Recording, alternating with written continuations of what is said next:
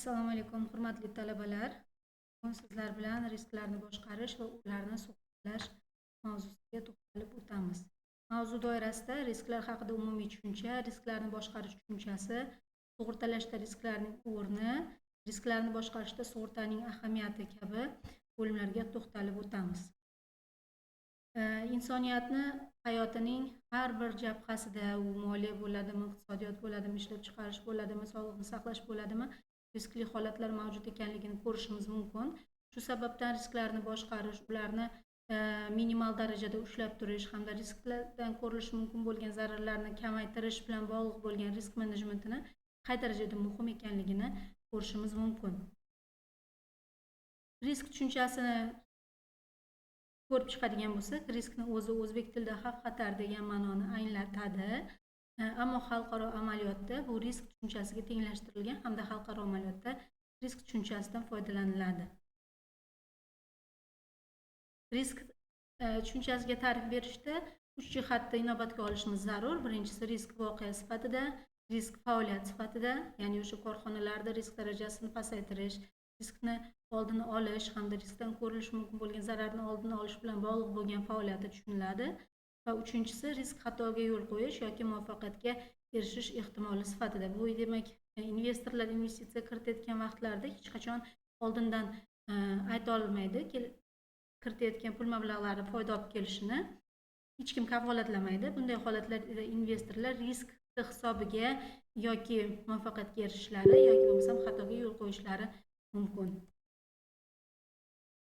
Hodisa bu demak korxonaning faoliyatiga, moliyaviy korxona faoliyatiga ta'sir etuvchi tabiiy va ijtimoiy texnik jarayonlar, tashqi subyektlarning maqsadga yo'naltirilgan harakat-harakatlar yig'indisi yoki subyektning o'zining xatti-harakati tushuniladi. Bu hodisa natijasida yoki foyda ko'riladi yoki zarar ko'riladi yoki bo'lmasam hech qanday o'sish bo'lmasligi mumkin korxonaning moliyaviy mablag'larida yoki moliyaviy harakatida. Subyekt uchun xavf-xatarlar, demak amalga oshishi subyektga zarar yetkazishi mumkin bo'lgan hodisalarning barchasi xavf-xatarlarni bildiradi. Bu xavf-xatarlar, ya'ni riskli holatlarni natijasida moliyaviy kompaniyalar, ishlab chiqarish korxonalari ikki xil ko'rinishda ta'sir etishi mumkin. Birinchisi zarar ko'rinishda, ya'ni kiritilayotgan pul mablag'i, korxonaning moliyaviy mablag'lari kamayadigan bo'lsa, bu zarar deyiladi. Agarda korxonaning pul mablag'lari ko'payib, moliyaviy holati yaxshilanadigan bo'lsa, bu manfaat deyiladi. Tadbirkorlik faoliyatida noaniqlik va risk bir-biriga nihoyatda yaqin tushunchalar hisoblanadi, lekin ajratib turadigan bu ikkalasining jihatlari ham mavjud. Birinchidan, risklarni baholashda ilojisi bor. Noaniqlikda oldindan baholashda ilojisi yo'q. Risklarni baholashda ilojisi bor bo'lganidan keyin, demak, ularni oldini olish chora-tadbirlarini amalga oshirish mumkin. Ularni ta'sirini kamaytirishga qarshi choralar ko'rilishi mumkin, lekin noaniqlikka qarshi bunaqangi choralar ko'rilmaydi.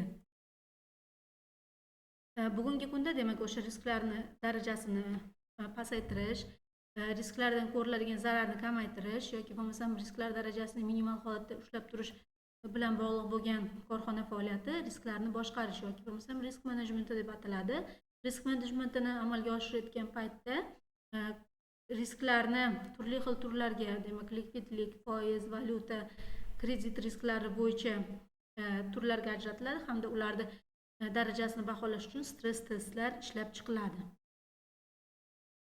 Hozirgi kunda barcha moliyaviy tashkilotlarda, banklarda korxona xodimlari risk bilan bog'liq bo'lgan tushunchalarda, ularni darajasini kamaytirish bilan bog'liq bo'lgan bilimlarga ega bo'lish zarur ekanligi ta'kidlab o'tilgan. Sababdan har bitta mamlakatimizda moliyaviy korxonalarida, banklarida risk menejment xodimlarida risk menejmentga o'qitish bo'yicha chora-tadbirlar amalga oshirilyapti. Risk boshqarish jarayoni quyidagi, demak, bir-biri bilan bog'liq bo'lgan 8 ta tarkibiy qismdan iborat. O'zlaringiz ko'rib chiqasizlar buni. Endi sug'urta riski bu sodir bo'lgan taqdirda sug'urta amalga oshiriladigan taxmin qilingan voqeani bildiradi. Ya'ni xavf sug'urta obyekti hisoblanadi. Sug'urta tavakkalchiligi deb hisoblangan voqeada uning yuzaga kelish ehtimoli va ehtimoliy belgilari bo'lishi kerak.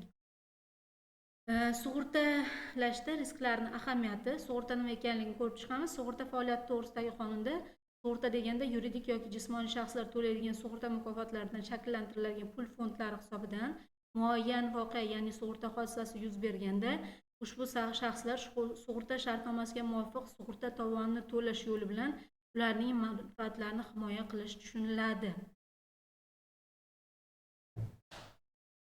Risklarni boshqarish quyidagi asosiy bosqichlardan iborat. Demak, birinchisi risk obyekti tahlili, risklarni aniqlash, risklarni baholash, riskga ta'sir etuvchi usullarni aniqlash, qaror qabul qilish va riskka bevosita ta'sir o'tkazish. Risklarni sodir bo'lish jarayoni obyektiv va subyektiv ehtimolliklar natijasida ro'y beradi. Obyektiv omillar bu demak inson tomonidan ta'sir o'tkazilishi mumkin bo'lmagan tabiiy hodisalar natijasida ro'y beradigan ehtimollik bo'ladigan bo'lsa, subyektiv bu inson tomonidan ta'sir o'tkazilishi mumkin bo'lgan omillar, antropogen omillar natijasida ro'y beradigan ehtimollikni bildiradi. Bundan tashqari, xavf induksiya, deduksiya, tahlil, sintez va gipoteza usullaridan foydalangan holda tabiat va jamiyat qonunlarini bilishga asoslangan mantiqiy ehtimollik orqali ifodalanishi mumkin. Xavf tahlili bizni ikkita guruhga bo'lishga imkon beradi. Risklarni bu sug'urta qilinishi mumkin bo'lgan va sug'urta qilinmaydigan risklarga bo'lish imkoniyatini beradi. Demak, sug'urta qilinishi mumkin bo'lgan risklar sug'urta kompaniyalari tomonidan sug'urtalanadi. Sug'urta qilinmaydigan risklar esa, demak, ularni oldini olish bo'yicha sug'urta faoliyati amalga oshirishda ilojisi yo'q bo'lgan risklar. Xulosa qilib aytadigan bo'lsak, mavzuni o'rganishimiz jarayonida risklarni boshqarish fani inson hayotiy faoliyati, ijtimoiy hayoti, iqtisodiy holati, sog'lig'i, moddiy va ma'naviy boyliklari uning bor-borlig'i uchun juda katta ahamiyatga ega ekanligini ko'rishimiz mumkin.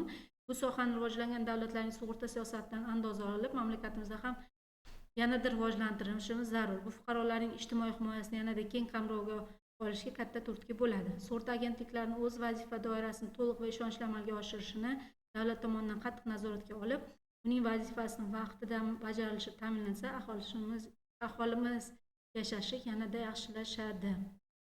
E'tiborlaringiz uchun rahmat.